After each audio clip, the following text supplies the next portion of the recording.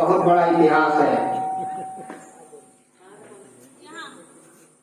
न जाने कितने वीर जवानों ने इस आजादी के लिए बलिदान दिया। उनकी त्याग, तपस्या और बलिदान को भूला नहीं जा सकता है। आज उनके बलिदान को, त्याग को, तपस्या को याद करते हुए उनके लिए हम कुछ दो शब्द कहना चाहेंगे। भारत जब गुलाम था अंग्रेजों का, तो उस समय महिलाएं, बच्चे, नौजवान, बूढ़े, क्या उनके दिलों में उमंग थी भारत को आजाद कराने की। क्या जज्बा था, क्या उमंग था। पहली क्रांति सन 1957 में मंगल पांडे ने किया। महारानी लक्ष्मीबाई ने अंग्रेजों के सामने घुटना टेकने के लिए घुटना टेकना नहीं चाहा। भगत सिंह, नेताजी सुभाष चंद्र बोस, लाला लाजपत राय, महात्मा गांधी, चंद्रशेखर आजाद, इसमें दो दल थे। एक नरम दल था, दूसरा गरम दल था। एक शांति के रास्ते से तो दूसरा क्रांति के रास्ते से आजादी के लिए इन वीर जवानों ने, इन महापुरुषों ने अपने खून बहाए। नेताजी सुभाष चंद्र बोस जर्मनी, जापान जाकर वहां के भारतवासियों से, वहां के जापान के प्रधानमंत्री से बातचीत करके, वहां के भारतवासियों को इकट्ठा करके आजाद हिंद फौज का गठन किया और अंग्रेजों के खिलाफ युद्ध का बिगुल छेड़ दिया। एक तरफ नरम दल के महात्मा गांधी, लाला लाजपत राय को लाठियां खानी पड़ी, जेल जाना पड़ा, और एक तरफ भगत सिंह जो गरम दल वाले थे, नेता सुभाष चंद्र बोस। भगत सिंह की गाथाओं को सुनना चाहिए, उनसे प्रेरणा लेना चाहिए। एक छोटा सा देश, भारत देश की आजादी के लिए भगत सिंह ने कितने त्याग और बलिदान दिए, आज देखने सुनने में आता है। बर्फ की सिल्ली पर लेटाकर उन्हें कोड़े मारे जाते थे। 2 महीने तक तो उन्होंने खाना खाना ही बंद कर दिया था,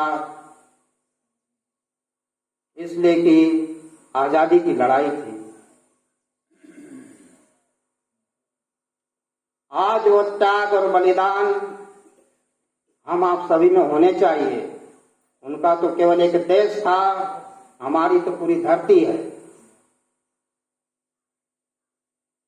उनसे बढ़ चढ़ करके हमें अपने ईमान, अपनी सच्चाई को बढ़ चढ़ के दिखाना चाहिए, सेवा भक्ति को आगे बढ़ाना चाहिए, ताकि पूरी धरती से आडंबर ढोंग पाखंड का सफाया हो सके।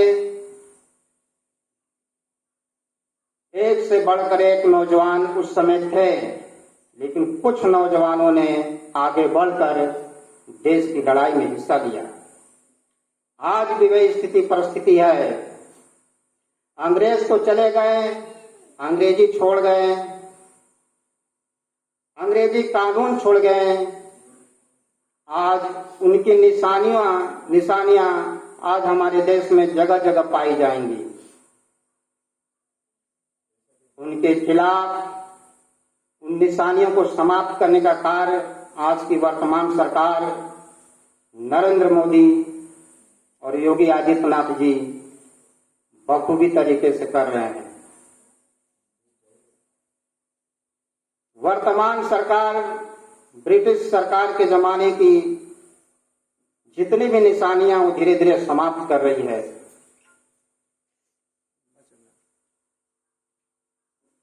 आज देखा जाए तो भ्रष्टाचार, बेरोजगारी बढ़ती जा रही है।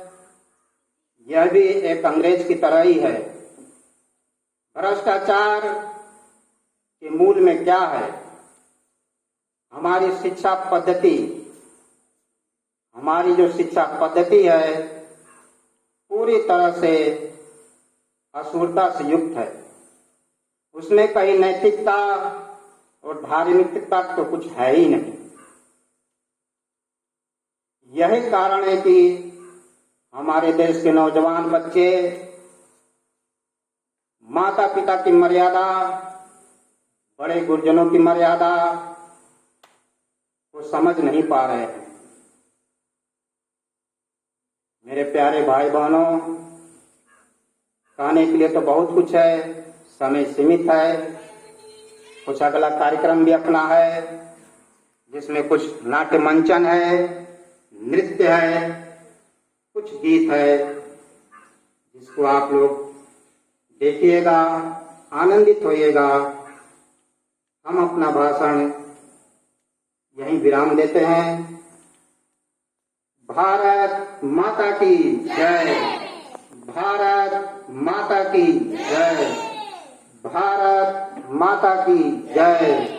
प्रेम सुनिए श्री सद्गुरुदेव जी महाराज की जय, परम पिता परमेश्वर की, आनंद कंद लीलाधारी प्रभु सदानंद जी मनमोहन भगवान की जय।